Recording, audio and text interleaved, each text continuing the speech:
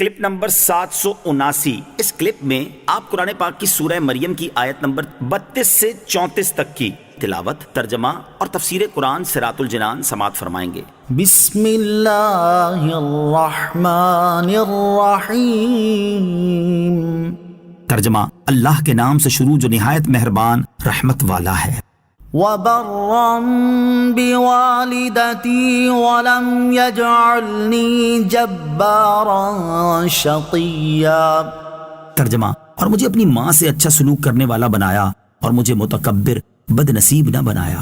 وَبَرًّا بِوَالِدَتِي، اور اپنی ماں سے اچھا سلوک کرنے والا، یعنی اللہ تعالیٰ نے مجھے میری والدہ کا خدمت گزار بنایا ہے اور مجھے حق بات کے خلاف تکبر کرنے والا اور بد نصیب نہیں بنایا بلکہ عاجزی اور انکساری کرنے والا بنایا ہے۔ آیت وَبَرًّا بِوَالِدَتِي سے حاصل ہونے والی معلومات۔ اس آیت سے 3 باتیں معلوم ہوئیں۔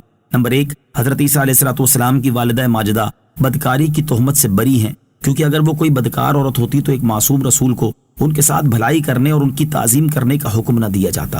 نمبر 2، حضرت عیسیٰ علیہ السلام بغیر باپ کے پیدا ہوئے، کیونکہ آپ علیہ السلام کو اپنی والدہ کے ساتھ اچھا سلوک کرنے کا حکم دیا گیا ہے۔ اس سے ماں کا مرتبہ بھی معلوم ہوا کہ انبیاء کرام علیہ السلام کو بھی ان سے حسن سلوک کا فرمایا جاتا ہے، اور اللہ تعالیٰ انبیاء کرام علیہ السلام کو فطرت کے اعتبار سے ہی ماں سے حسن سلوک کرنے والا بناتا ہے۔ نمبر 3، انبیاء کرام علیہ السلام بد عقیدگی، بد عملی، بد خلقی اور سخت دلی سے معصوم ہوتے ہیں، کیونکہ بد عقیدہ اور بد عمل لوگ بدبخت ہوتے ہیں۔ والسلام علی یوم ولدت ویوم اموت ویوم ابعث حیا۔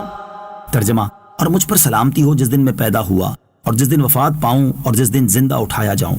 والسلام علی، اور مجھ پر سلامتی ہو۔ آخر میں حضرت عیسیٰ علیہ السلام نے ویسا ہی کلام کیا جو گزشتہ رکوع میں حضرت یحییٰ علیہ السلام کے حوالے سے گزر چکا ہے کہ میں جس دن پیدا ہوا اس دن مجھ پر سلامتی ہو، جس دن وفات پاؤں اس دن مجھ پر سلامتی ہو، اور جس دن زندہ اٹھایا جاؤں اس دن مجھ پر سلامتی ہو۔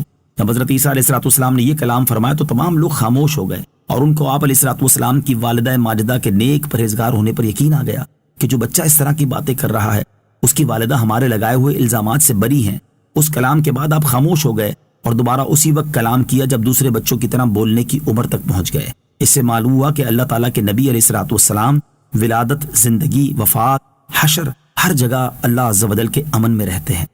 ذلك عیسی ابن مریم قول الحق الذی فیہ یمترون۔ ترجمہ، یہ ہے عیسیٰ مریم کا بیٹا، سچی بات جس میں یہ شک کر رہے ہیں۔ ذالک عیسی ابن مریم، یہ عیسیٰ مریم کا بیٹا ہے۔ گزشتہ آیات میں حضرت عیسیٰ علیہ السلام کی ولادت کا قصہ تفصیل سے بیان کیا گیا تاکہ آپ علیہ السلام کی ولادت کی اصل حقیقت واضح ہو۔